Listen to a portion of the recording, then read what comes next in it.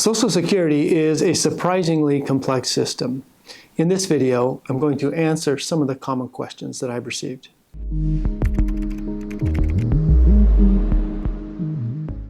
Welcome to another episode of the Financial Fast Lane. My name is Lane Martinson, and today we are talking about Social Security, and we're just doing some Q&A. So Social Security is surprisingly complex, and we get a lot of questions. We've provided education on Social Security and many other retirement planning topics on this channel, and we get a lot of questions. And so, question number one, what is the best age to start your Social Security benefits? Well, this is a very common question, and the answer is it depends. Now, people don't really like that answer, but it really does depend. It depends on your health, it depends on your wealth, and it depends on your marital status. And what is best for one person or one couple is not going to be the best for someone else. It really is a unique situation, and it really is very complex. And there's a strong tendency to want to simplify it. And there are those who will say, oh, get it at 62, get it while you can. The best age to claim it is at 62, no questions asked. Others will say, no, absolutely, age 70, delay to the latest age possible. You're going to have much more money, or somewhere in between, right? So what is the best answer?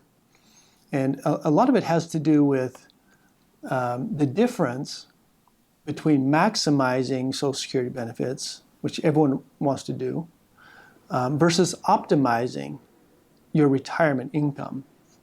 And so,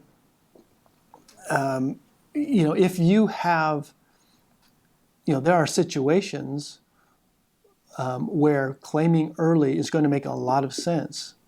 And there are situations where, delaying just a few years makes sense, or waiting to full retirement age. And there are other scenarios where it really is kind of a no-brainer to wait all the way till age 70. And it's because everyone's situation is vastly different. So what you don't want to do is think of Social Security as its separate thing. And then anything else going on in your life is just other stuff, right? And that's where the problem comes in. You optimize your Social Security income when you can coordinate with all of your other aspects, your other assets, your needs, your health, your job status, your marital status. And so it's a little bit frustrating, honestly, for folks, because it is complex. And you can make a bad decision and then regret that decision. Question number two is, why is Social Security so complex? Well, it's a government program, right? And it's been around for more than 80 years, and it has changed a lot, and it's evolved, and Congress are the ones that change the laws, right? And so things change, things get amended, and it's kind of like making a sausage. And it's like the tax code. There's rules, there's exception to the rules. There are certain types of incentives that are built in. There's just a lot of issues that go into it. And so it is complex. There's more than 2,700 rules just for Social Security. And then there's what's called a program operating manual system that has more than 100,000 rules that are used to define the 2,700 plus rules. And so it really is complex. And that's not even taking into account, taxes on Social Security benefits and retirement, and some of the other issues that come along. And I have other videos that go into those issues more specifically. Question number three, I started Social Security early and now I regret it. What are my options?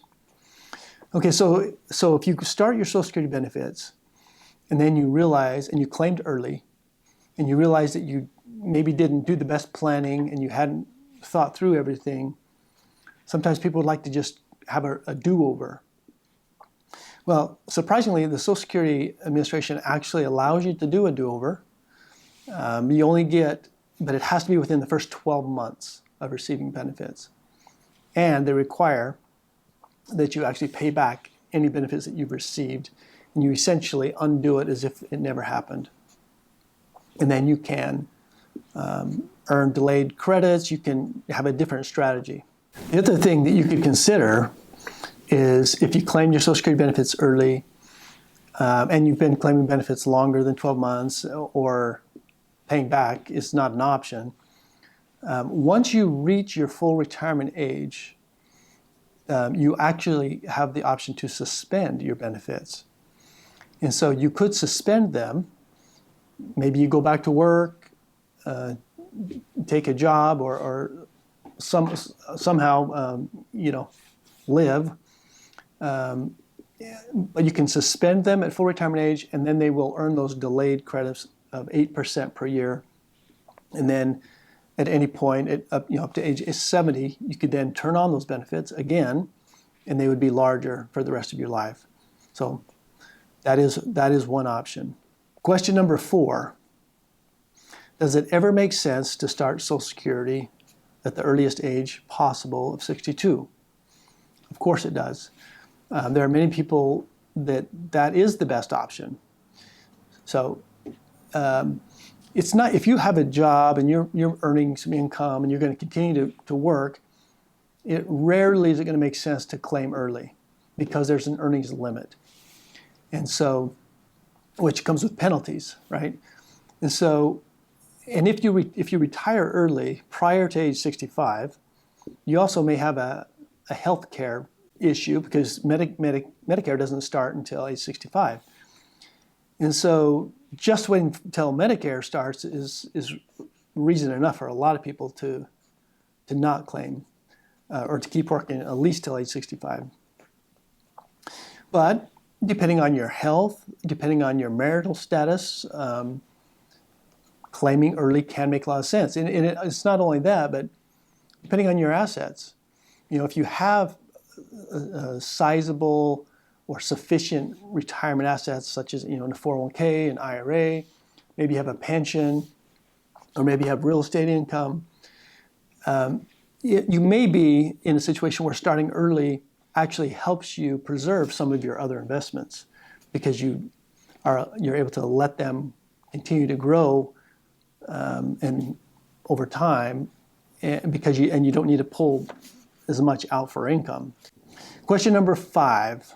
I was married and a homemaker raising 3 kids, and now after 30 years of marriage, my husband and I went through a divorce.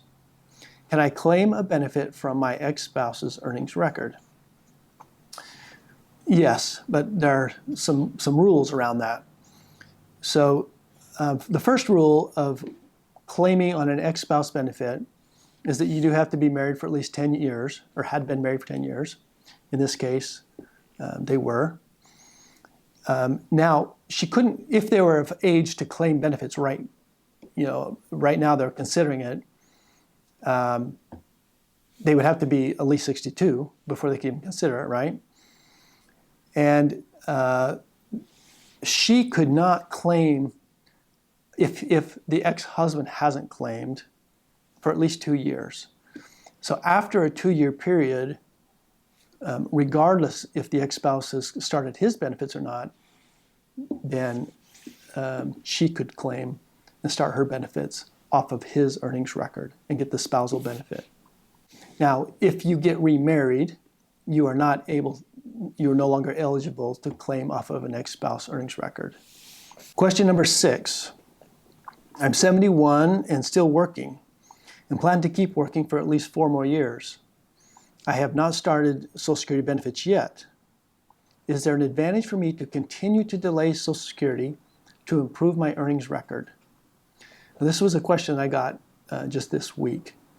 And the answer is there is never a good reason to delay past 70.